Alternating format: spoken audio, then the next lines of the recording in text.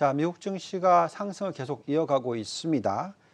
지난주만 보시면 다우가 1% 상승을 했고 S&P가 1.7% 상승을 했고요. 우리가 지금 가장 좋아하고 있는 두 개의 지수인 나스닥과 스몰캡 러셀 2000은 2% 수준의 상승을 보여줬었습니다. 자, 이런 식으로 계속 상승을 하고 있는데 실질적으로 경제 성장률은 올해 아주 큰 폭의 마이너스이죠.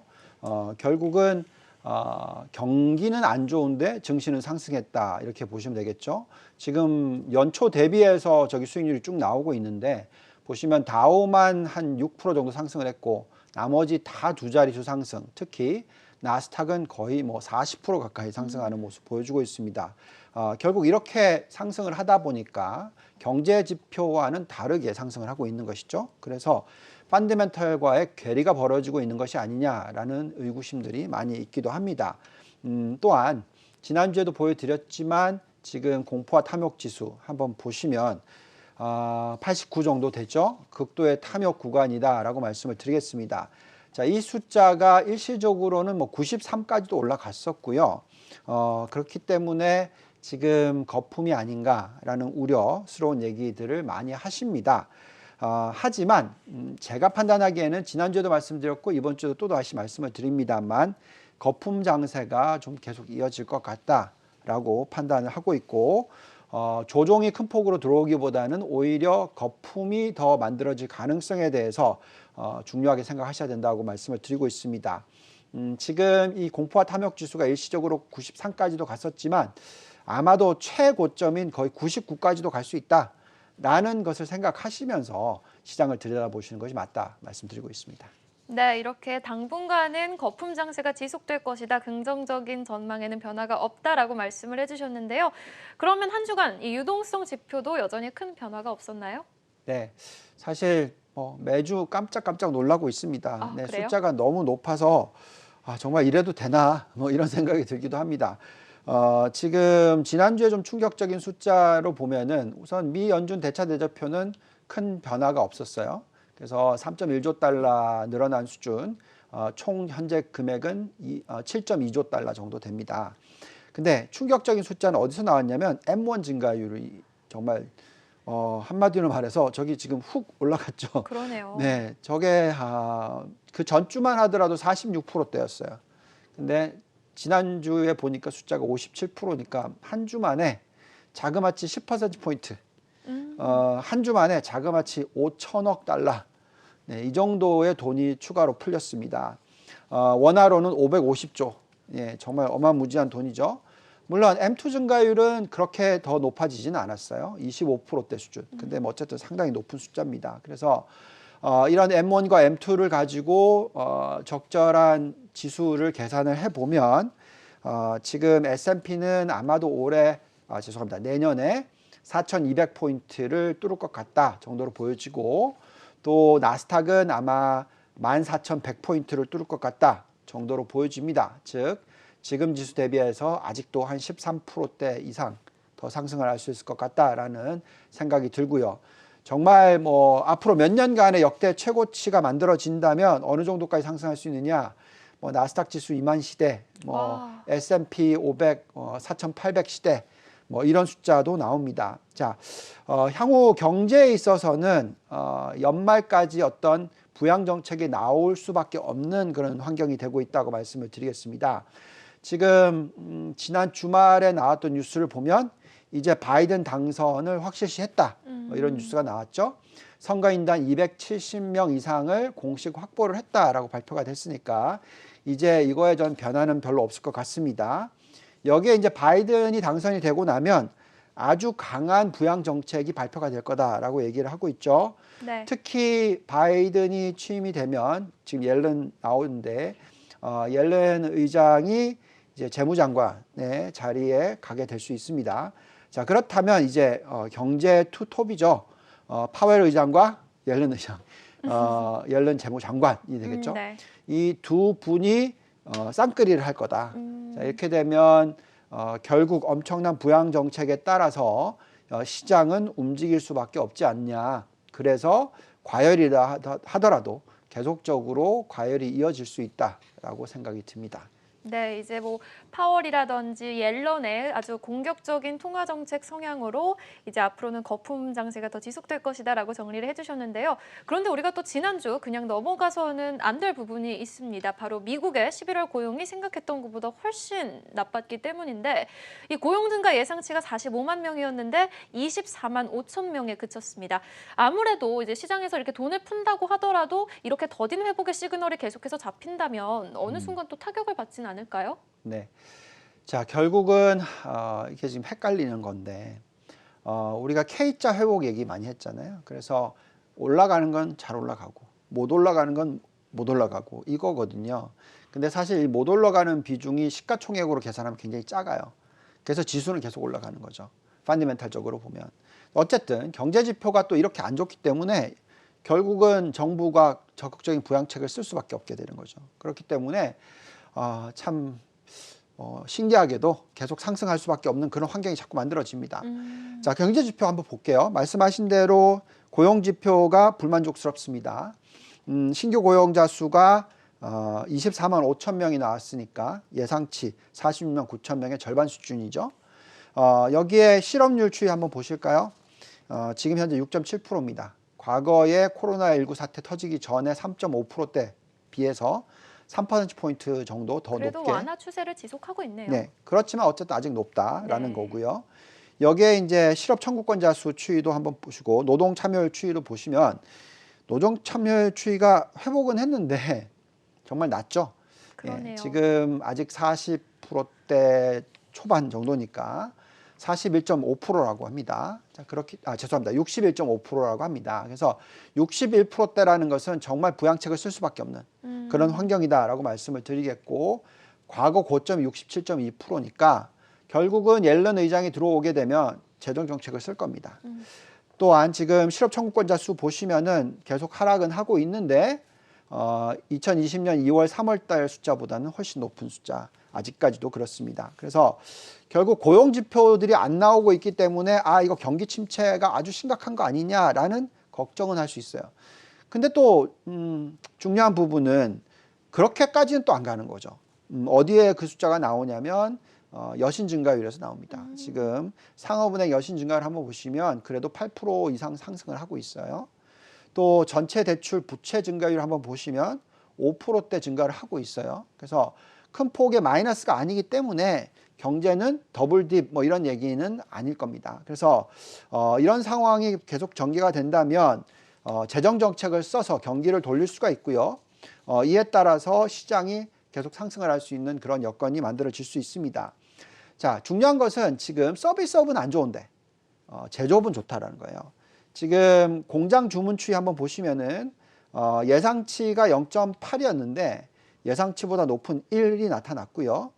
또한 미국의 수익 금액 한번 보시면은 2,451억 달러가 나옵니다. 그래서 작년 2월 이후에 가장 좋은 숫자 이렇게 보시면 실질적으로 제조업은 상당히 튼튼하다라는 거죠.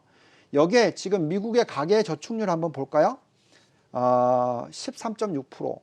뭐 과거의 평균보다 2배 정도 수준 됩니다. 네. 즉 돈을 쓸 수 있는 여력이 있다라는 거죠. 그래서 자, 이런 부분을 감안했었을 때 경제가 정말 안 좋아 보이는데 그건 어느 정도 안 좋아지는 쪽이 좀 인구 규모로는 좀 많은 부분인데 경제 규모로는 크지가 않다라는 거예요. 그래서 결국은 재정을 써서 이런 쪽에 부양을 할 것이고 그렇기 때문에 시장은 더 상승을 할 수 있는 그런 여건이 만들어진다라고 말씀을 드리겠습니다.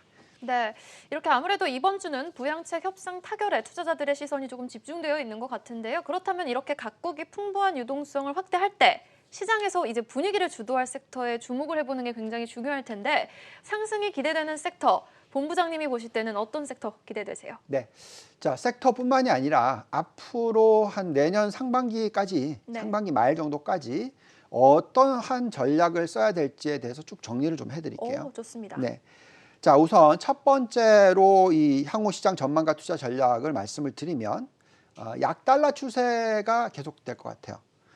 근데 이제 그 강도가 아주 세게 약달러라기보다는 이제 약보합세 정도 천천히 지금 90대 초반이니까 뭐 90까지 내려간다 뭐 이런 정도로 생각하시면 될 것 같습니다. 자 이렇게 되면 이 경쟁력이 있는 제조 경쟁력이 있는 한국과 대만 대한 관심이 굉장히 쏠리게 될 수 있어요. 지금 최근에 한국 증시가 좋은 이유가 여기에 있다라고 말씀을 드리겠습니다. 자, 그 다음에 미국의 재정 확대 정책이 계속 이어질 것이고요. 그 연준의 정부가 계속 연준이 정부를 압박하는 그런 시츄에이션. 아까도 보여드렸듯이 통화를 굉장히 많이 키우다 보니까 실질적으로 재정을 쓰게 만드는 그런 효과가 올 수가 있습니다. 여기에 이제 미국과 한국, 대만, 베트남, 그다음에 중국의 심천 이런 아시아 국가들인데 정말 제조 강대국들. 그래서 제조업에 있어서의 경쟁력을 보유하고 있는 이런 기업들은 수출도 좋고 제조업도 좋고 그렇다 보니까 이런 펀디멘탈이 좋게 나오기 때문에 이런 쪽에 대한 관심을 계속 가질 수밖에 없는 그런 환경이 되고요. 그 다음에 이제 공포와 탐욕 지수가 지금 89라고 말씀을 드렸는데 네. 그렇다 하더라도 지금은 차익 실현은 하면 안 된다. 하더라도 뭐 레버리지 정도만 차익 실현하고 그럼 차익 실현 구간은 어느 수치일 때 하는 건가요? 뭐 사실 정답은 없습니다. 그런가요? 네. 하지만 근데 지금은 아니다. 네, 지금은 아니고요. 얼마까지 갈 수 있냐? 뭐 99까지도 갈 수 있어요. 네. 뭐 최고치인 99도 갈 수 있다라고 생각이 듭니다. 그다음에 지금 현재 시점에서는 주식을 적극 투자해야 되는 구간이다. 아무리 지금 공포와 탐욕 지수가 이 탐욕 구간에 들어가 있다 하더라도 이러한 탐욕이 계속 이어질 수가 있다. 따라서 주식을 적극적으로 투자를 해야 되고 만약에 그렇지 않다면 아까 통화 증가율이 57% 나온다는 거죠. 그럼 이제 가만히 앉아 있어도 통화 가치가 떨어지는 거잖아요. 네. 그러면 현금을 들고 있으면 내 가치가 떨어지는 겁니다. 그래서 투자를 할 수밖에 없고 주식 투자가 무섭다면 그럼 금이나 비트코인이라도 뭐 들고 있어야 되는 그런 시기다라고 말씀을 드리겠고요. 그 다음에 아까 업종 여쭤보셨는데 네. 가장 지금 거의 뭐 한 달 가까이 계속 지금 말씀드리고 있는 게 반도체, 반도체 장비 쪽입니다. 이 업종이 정말 지금 좋아 보이고요. 이에 따라서 코스피도 좋아 보이는 거고 이에 따라서 대만도 좋아 보인다라는 거죠. 대만 가권도 그렇습니다. 마지막으로 정리를 해드리면 지금 성장주냐 가치주냐 뭐 이런 얘기들 많이 하시는데 그래도 성장주 위주의 투자 포트폴리오가 맞다라고 말씀드리고 있고요. 지금 닷컴 버블이 이제는 4차 산업혁명 버블로 이어지고 있다. 그리고 그 가능성이 점점 더 확대가 되고 있다라고 감안하신다면 지금 정말 투자에 있어서 정말 중요하다고 말씀을 드리겠고요. 지금 달러 차트 한번 잠깐 다시 볼게요. 달러 차트 한번 보시면은 지금 확연하게 절하가 되고 있습니다만 그쵸. 그래도 어느 정도 안정적인 모습을 향후 보일 수가 있습니다. 그래서 이런 환경에서는 제조 강대국 쪽에 투자, 특히 대만과 한국, 여기에 베트남까지 더하는 게 좋겠다라고 말씀드립니다. 네, 지금 그럼 대만, 한국, 베트남 같이 신흥국 투자 매력이 증가한다라고 말씀을 해주셨는데 우리 시장에 대한 외국인의 적극적인 러브콜을 보더라도 이 신흥국 투자에 대한 매력도가 상당하다고 느껴지거든요. 그런데 사실 연간으로 보면 여전히 외국인은 매도 우입니다. 아시죠? 근데 지금 시점에서 잔존 가치 모델과 상승 여력 한번 점검해 보면 어떤 수치를 나타낼까요? 네. 자, 우리가 계속 얘기하는 게 지금 신흥국에 대한 투자는 늘리는 게 맞다라고 말씀을 드리고 있어요. 그 가장 큰 이유 중에 하나는 달러의 약보합세, 강세가 아닌 약보합세이기 때문에 이럴 때는 자금 유입이 계속적으로 신흥국으로 들어갈 수가 있습니다. 특히 아까 같이 이렇게 통화를 왕창 늘려놓으면 이 유동성이 어딘가는 가야 될 거 아니겠어요? 그러면 그 부분이 일시적으로든 뭐 좀 중장기적으로든 신흥국으로 간다라는 거죠. 그래서 신흥국이 중요한데 그럼 신흥국에 전부 다 투자를 해야 되냐? 그건 아니라고 생각합니다. 시가총액 개념으로 지금 계산해 보면 신흥국이 전체 글로벌 시가총액의 약 한 22% 정도 됩니다. 그래서 우리가 지금 얘기하는 것은 신흥국 투자를 전체 포트폴리오의 약 한 30% 정도 투자하자. 당연히 오버웨이시고 비중 확대입니다만 그래도 뭐 신흥국 100% 이건 말이 안 되죠. 그렇기 때문에 그렇게 하자라고 말씀을 드리겠고요. 그 안에서 아까도 말씀드렸지만 대만과 한국이 정말 좋아 보인다라고 말씀을 드리고 있습니다. 그리고 또 다른 국가를 놓고 보면은 베트남이 좋아 보여요. 지금 여기 올라왔는데 저희가 돌려보는 잔존가치 모델상의 상승 여력을 대만 가권 지수와 베트남 호치민 지수를 놓고 보시면 지금 현재 어떠한 지수보다도 가장 상승 여력이 높게 나옵니다. 네. 대만이 21.9%가 나오고 있고요. 베트남이 18.1%가 나오고 있어요. 실질적으로 한국보다 더 높은 그런 숫자가 지금 나오고 있다라고 말씀을 드리겠습니다. 자, 그러면 한국은 어떤지 한번 볼까요? 한국의 지금 상승 여력은 어쨌든 3천은 넘어갔어요, 이제. 여전히 높아요. 네. 적정 가치가 3천까지는 갈 것 같다. 즉, 지금 현재 2,700대 중반이니까 추가로 10% 정도 상승할 수 있는 여건이 만들어지고 있고요. 또 코스닥도 마찬가지로 1,000포인트는 뚫을 것 같다. 그래서 오늘은 보시면은 코스피보다도 코스닥이 좀 많이 올랐죠. 그렇죠.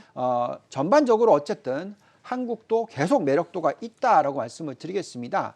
또 이 부분에 있어서 좀 뭐 미래적으로 한 1년을 더 들여다보니까 저 3천이 꺾여 내려오는 게 아니고 계속 더 올라갈 수 있는 가능성이 있다 보니까 지금 한국에 대한 투자도 굉장히 중요하다라고 말씀을 드리겠습니다. 네, 뭐 코스피 3천 그리고 코스닥의 1000시대가 하루 빨리 좀 다가왔으면 좋겠습니다. 자, 이렇게 위험 자산 가치가 부각을 받으면서 금융시장은 급등하고 있지만 안전 자산인 금가격은 지난 7월 이후 20%가량 지금 하락을 하고 있습니다. 방금 전에 투자 전략에서 주식 못 사면은 금이나 뭐 비트코인이라도 사라라고 말씀을 해주셨는데 지금 금 살 수 있나요? 아니면 조금 더 기다렸다 살까요? 네. 전반적으로 좀 원자재 가격과 인플레이션 쪽을 좀 다시 들여다보겠습니다. 네. 지금 미국 증시, 신흥국 증시 계속 상승을 할 거라고 생각하고 있고요. 여기에 이제 경기 회복에 대한 기대감, 그리고 이에 따라서 인플레이션이 확대될 수 있는 가능성. 자, 이런 부분들 감안한다면 원자재 가격이 어느 정도 상승은 할 거다라고 생각을 하고 있어요. 원자재 중에서 경기 회복과 가장 연관성이 높은 쪽이 구리이죠. 네. 구리의 가격 추세를 보면 지금 구리의 중국 재고가 가장 급감을 하고 있다. 뭐 이런 얘기 나오고 있고요. 또 금과 구리의 비율을 놓고 보면은 2019년 저점 근처에 도달해 있다. 그래서 이 구리의 가격 상승이 경기 회복과 함께 나타날 수 있다라고 말씀을 드리겠고, 또 아까 계속 말씀을 드렸지만 이 M1 증가율이 57.4%란 말이죠. 정말 말도 안 되는 숫자인데 이렇게 상승을 하게 되면 당연히 통화 가치가 떨어지기 때문에 원자재 가격이 상승을 할 수 있는 가능성, 특히 금 가격이 상승할 수 있는 가능성, 특히 비트코인 가격이 상승할 수 있는 가능성이 충분히 나옵니다. 네. 저게 나와 있듯이 과거의 1차 상승기도 그렇고 두 번째 2차 상승기도 그렇고 중간에 한 번에 큰 폭의 조정들이 오죠. 네. 그래서 지금이 딱 그 구간이 아닌가. 계속 상승하는 중간에 오는 일시적인 조정 구간이다. 그래서 다시 한번 3차 상승기가 계속 이어진다면 훨씬 더 높은 상승폭을 또 볼 수도 있다. 그래서 우리는 지금 금에 대한 투자를 계속적으로 어느 정도는 해야 된다라고 말씀드리고 있고, 전체 포트폴리오 한 10에서 20% 정도가 유효하다라고 말씀을 드리고 있습니다. 자, 다만 원자재 가격이 그럼 폭등을 할 것이냐, 유동성을 워낙 많이 풀어놨기 때문에 그럴 것이냐 하는 부분에 있어서는 그러지는 않을 것 같습니다. 지금 우리가 흔히 얘기하는 이제 BDI라고 해서 볼틱 드라이 인덱스라고 해서 이거는 이제 shipping 관련된 쪽이죠. 한번 추세를 보시면은 과거 2007년 8년도에 정말 급등했던 시기 대비해서 지금 올라가고는 있으나 정말 미미하네요. 네, 정말 미미하죠. 그래서 그때 한 10분의 1 수준입니다. 그래서 결국은 원자재 가격이 폭등을 하는 것보다는 안정적으로 상승하는 주기가 나타날 것 같다라고 말씀을 드리겠고요. 자, 그렇기 때문에 사실 주식시장이 정말 좋아 보이는 거죠. 그만큼 인플레이션이 안정적으로 나타나고 이에 따라서 10년 국채금리도 안정적으로 유지가 되고 여기에 유동성이 풍부하기 때문에 경기 회복까지 이어지고, 이런 걸 감안한다면 우리는 지금 아무리 탐욕 구간이라 하더라도 주식을 팔지는 말아야 될 것 같습니다. 금도 상당히 투자 매력도가 높다. 정말 투자할 곳은 상당히 많은 것 같습니다. 경기 선행 지표로도 사용이 되는 원자재 가격, 또 금 가격에 대해서 짚어봤고요. 또 우리가 경기를 판단하는 지표로 사용하는 게 있죠. 바로 장단기 금리차입니다. 경기가 회복될 것으로 예상이 되면 장단기 금리차는 가파르게 좀 형성이 되고 침체될 때는 서서히 올라가는데, 그럼 되돌아봤을 때, 좀 역사를 되돌아봤을 때 그동안 경기 침체를 탈피했던 구간에서 장단기 금리차와 증시 흐름은 어떤 연관성을 좀 보였을까요? 네, 제가 주말에 한참 분석을 했던 내용이라서 중요한 포인트라서 저 자료 보고 깜짝 놀랐어요. 네, 한번 보겠습니다. 자, 우리가 지금 가장 많이 받는 질문이 이거 과열 아니야? 우리 팔아야 되는 거 아니야? 도대체 어떻게 해야 돼? 정말 이거 주식을 사야 돼? 말아야 돼? 계속 질문이 지금 들어오고 있어요. 그래서 이제 제가 계속 해드리는 말씀은 지금은 하루라도 빨리 사는 게 맞고 나중에 가서 언제 팔아야 될지를 생각하자. 우선은 지금은 사야 되는 게 맞다라고 계속 말씀을 드리고 있어요. 네. 자, 그 이유의 가장 큰 핵심 포인트 중에 하나가 이 장단기 금리 차인데, 이 장단기 금리 차가 지금 회색 구간에서 흰색 구간으로 넘어가는 시기, 즉 경기 침체에서 경기 확장 시기로 넘어가는 시기. 회색 구간이 전부 다 경기 침체 구간입니다. 그다음에 오른쪽 끝에도 지금 노란색인데 저게 이제 회색 구간이라고 생각하시면 돼요. 자, 결국 무슨 얘기냐면 경기 침체에서 경기 회복으로 넘어가면서 보시면 저게 다 나와 있듯이 장단기 금리 차가 확대가 되죠. 당연하겠습니다. 왜냐하면 인플레이션 들어오고 경기 회복이 되고 금리가 올라가고 이렇기 때문에 그렇습니다. 보시면 1982년도에 빠져나왔을 때의 장단기 금리 차 0.83, 그 다음에 1991년 3월에 빠져나왔을 때가 1.03, 그 다음에 2001년 11월에 빠져나왔을 때가 1.94, 그리고 2009년 6월 달에 빠져나왔을 때가 2.42. 보시면 이렇게 올라가고 있죠. 그러네요. 예. 자, 지금 현재 아직까지 0.81입니다. 근데 재밌는 거는 경기 침체에 빠져나왔을 때 이미 시장은 상승을 하고 있어요. 무슨 얘기냐? 앞으로 3개월 뒤 내지 한 4개월 뒤에 경기 침체를 빠져나갈 거다라고 예상을 하면 그때부터 오릅니다. 네. 그래서 우리가 지금 보시면 미국 증시가 좀 쉬다가 다시 오르기 시작한 게 10월 말, 11월 달이거든요. 자, 11월부터 경기 침체가 완전히 빠져나오는 시기 대충 계산해 보시면 3월 달 정말 안 좋았잖아요. 네. 그러면 동기 대비로 계산하기 때문에 작년 동기 대비 계산하기 때문에 그 3월 달부터는 빠져나올 거라는 거죠. 자, 그러면 그 3월 달 이전 3개월 내지 4개월로 계산하면 11월이 되는 거죠. 그래서 지금부터 상승을 시작했다라고 생각하면 그 구간에 계속 올라가고, 그리고 그 구간이 지나고 나서도 또 12개월 정도 또 올라가요. 그러니까 이런 구간이 나올 수가 있기 때문에 지금은 팔지 말자라는 얘기를 해드리는 겁니다. 그래서 차트를 좀 한 번씩 볼게요. S&P 500으로 놓고 보겠습니다. 이제 저게 1982년 11월 경기 침체 구간에 빠져나오는 그때인데, 보시면은 그 전에 한 3개월 정도부터 전부터 상승해서 그 이후에 쭉 상승을 하는 모습 보여주죠. 그러니까 약 한 10개월에서 14개월 정도 상승을 하는 거죠. 근데 얼마나 올랐느냐? 자그마치 68.9%나 올랐어요. 자, 그 다음에 1991년 3월 경기 침체 빠져나오는 구간 한번 볼게요. 그때도 보시면은 저기 경기 침체 구간이 아니라 경기 침체 빠져나오는 구간입니다. 그러니까 1991년 3월입니다. 그 전에 몇 개월 전부터 상승하기 시작해서 그 이후에 또 자그마치 1년 정도, 그러니까 약 15개월 상승하는 주간이 나왔고, 그때의 상승폭이 약 한 43% 정도 상승을 했어요. 자, 그 다음 한번 볼게요. 이때가 좀 헷갈리는 주간인데, 이때는 닷컴 버블이 붕괴됐었을 때예요. 그렇지만 어쨌든 그 3개월 동안에 짧게라도 24.5% 정도 상승을 했어요. 자, 그 다음에 이제 마지막에 있었던 2009년 6월 달 경기 침체에 빠져나오는 구간이죠. 예, 보시면은 지금 80% 넘게 상승을 했습니다. 와. 자, 이렇게 뭐 이것을 S&P뿐만이 아니라 나스닥을 보면 더 커요. 네. 그래서 결론을 내려드리면 빠져나오고 나서도 6개월 내지 1년 정도 더 갈 수가 있다. 자, 그렇다면 지금보다 훨씬 더 올라가서 끝나겠죠. 그래서 지금은 당장 팔고 나오기에는 너무 빠르다라고 좀 계속 말씀을 드리겠고, 또 내년 3월 달에 경기 침체에서 빠져나온다는 걸 감안한다면 적어도 그때까지는 계속 들고 가자라고 말씀을 드리겠고요. 그렇기 때문에 지금 현재 시점에서는 S&P도 그렇고 나스닥도 그렇고 한국의 코스피도 마찬가지고 지금은 차익 실현 마시고 좀 더 적극적으로 투자를 하시자라고 말씀을 드리겠습니다.